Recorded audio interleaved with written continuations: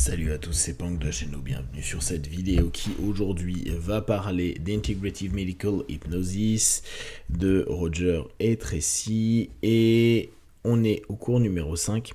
C'est un cours qui a été assez basique dans le sens où pendant le live il y a eu 2 heures où ça papotait plus ou moins d'éthique.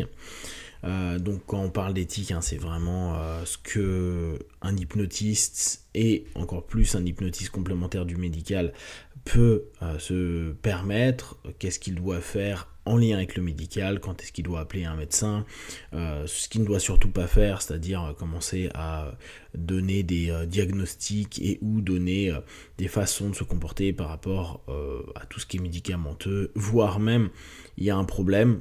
Nous, on ne connaît pas, c'est pas notre job, c'est un problème physique, là on parle vraiment de complémentaire au médical.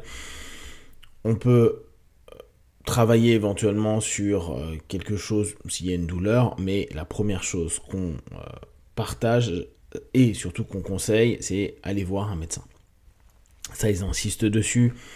On sait qu'en France, bien sûr, il y a le côté médical qui est très présent, qui observe ce que fait l'hypnose depuis un paquet d'années et qui, justement, veut absolument éviter que des personnes commencent à faire un exercice illégal de la médecine. Donc, on a vraiment à faire très attention là-dessus. Tout simplement parce que c'est pas notre métier. Nous, on doit rester sur ce qu'on connaît, l'hypnothérapie, / psychopratique, etc. Le reste, c'est pas notre job. Et même si vous avez des connaissances, et ça parlait beaucoup de ça pendant le live, des connaissances, je sais pas, en nutri ou autre, c'est bien. Mais si vous n'êtes pas quelqu'un qui est diplômé ou qui a le droit d'exercer ça, c'est très bien que vous connaissiez ça, mais n'hésitez pas à renvoyer vers des personnes qui sont professionnelles, certifiées par l'État, ça vous évitera des problèmes.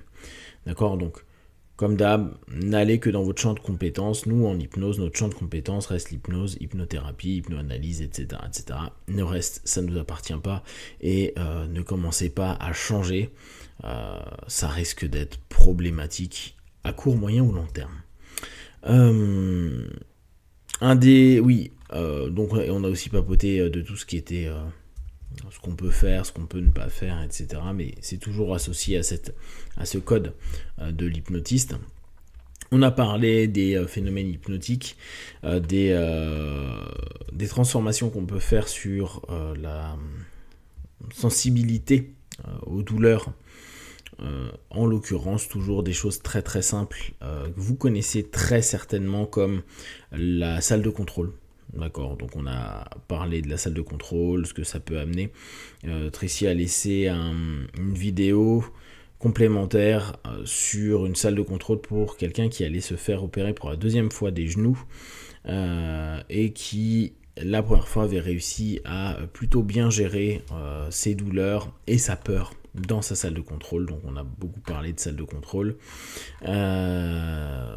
Et après, on est retourné sur les shifting sensations. Donc ils ont tout un cheminement à dire quand il y a quelque chose de douloureux physiquement, de shifter sur une émotion. Si c'est une douleur émotionnelle, de shifter sur le corps ou le mental, et ainsi de suite. Ils s'amusent à passer sur les 3 centres pour permettre aux partenaires en session d'avoir une possibilité de se dire ok, je peux plus focaliser sur un point ou un autre. Ce que j'ai bien aimé, c'est qu'ils ont introduit quelque chose que je ne connaissais pas. Alors j'ai vu qu'il n'y en avait pas en France et je pense que je vais en organiser un. C'est ce qu'ils appellent des death cafés, donc c'est des cafés autour de la mort. Et parce qu'à un moment on parlait d'accompagner les personnes jusqu'à leur fin de vie et ou les personnes qui sont en deuil. Et c'est Tracy, et non, c'est Roger qui a initié cette notion-là en expliquant que lui organise des Death Café et que il y a un site internet qui s'appelle deathcafé.net, je crois, qui répertorie où il y en a. Et j'ai vu qu'en France, il n'y en a pas, hormis une fois l'année dernière dans une église anglicane. Mais sinon, c'est pas quelque chose qui est particulièrement populaire. Je trouve l'idée très intéressante. Alors, je vous explique pourquoi. Je pense que le principe de Descafé, c'est d'accueillir chez nous ou en live. Ça pourrait être sympa plutôt de le faire en live, autour d'un café, d'un thé et de 3 petites bricoles à manger. Et parler pendant une demi-heure, 1 heure de la mort, de sa vision de la mort. Donc en général, c'est des personnes qui ne se connaissent pas, hein, ça reste un lieu ouvert. Et où chacun peut donner son point de vue, ses peurs, ses stress, etc. Il n'y a pas à aller vers la vérité, c'est ceci ou cela, t'inquiète pas, la mort c'est ceci ou cela, ou inversement, vendre une doctrine X ou Y. L'idée est vraiment de laisser plus librement les personnes qui souhaiteraient découvrir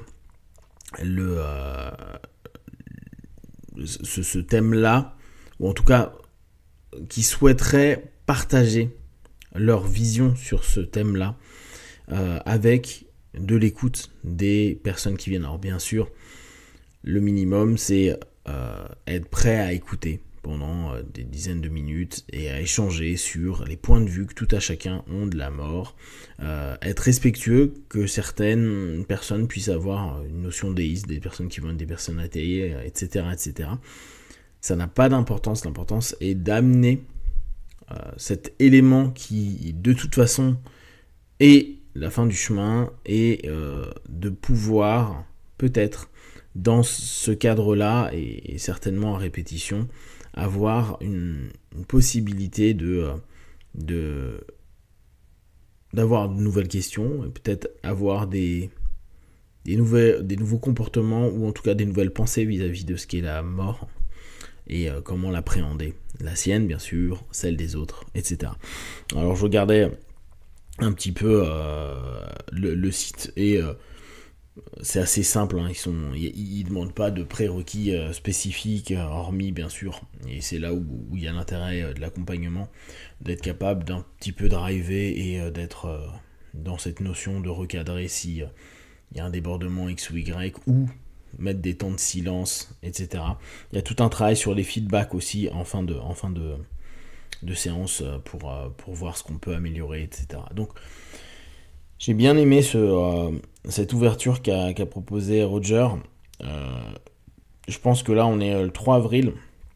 Je pense que courant du mois avril, peut-être que j'en ferai un ou au mois de mai, là, d'ici un mois. Si on le fait en live, je le ferai au Chênay. Hein. Là, j'ai pas envie d'être dans un café ou autre. Donc, on le fera chez moi. On prendra de quoi boire, café, thé. Et puis, j'irai acheter des viennoiseries ou des petits gâteaux. Et puis, on papotera de ça. Si ça vous intéresse, n'hésitez pas à me le dire. N'hésitez pas non plus à en parler avec du monde. Je vais voir pour en organiser régulièrement. Comme je vous disais, moi, le rapport à la mort est quelque chose qui m'intéresse beaucoup, sur lequel je suis plongé depuis longtemps, auquel je pense tous les jours, assez longtemps. Donc la fin de vie, la mort, etc. etc. Donc j'arrive assez facilement à en parler, j'arrive assez facilement à écouter la façon dont les gens perçoivent la mort. Et je pense que autant utiliser ce que j'ai eu l'habitude de penser, voir, et même les accompagnements que j'ai pu faire sur des fins de vie et ou des deuils, pour que ça puisse être quelque chose de positif pour nous vivants, qui petit à petit avons aussi ces questions. Il y en a qui ne sont jamais posé la question, il y en a qui commencent à se poser des questions, il y en a qui ne pensent qu'à ça, il y en a qui sont obsédés, il y en a qui ont peur, il y en a qui sont rassurés, etc. Et je pense que ça peut être un très très bon moment, puissant sur plein de choses et intéressant pour les personnes qui veulent participer. Donc si vous avez des questions et des remarques, vous les partagez sur Facebook, YouTube, j'y répondrai le plus rapidement possible et comme d'habitude de tout ce que je propose, ne prenez que ce qui est bon et juste pour vous tester, observer, analyser et conclure. Be one, ciao.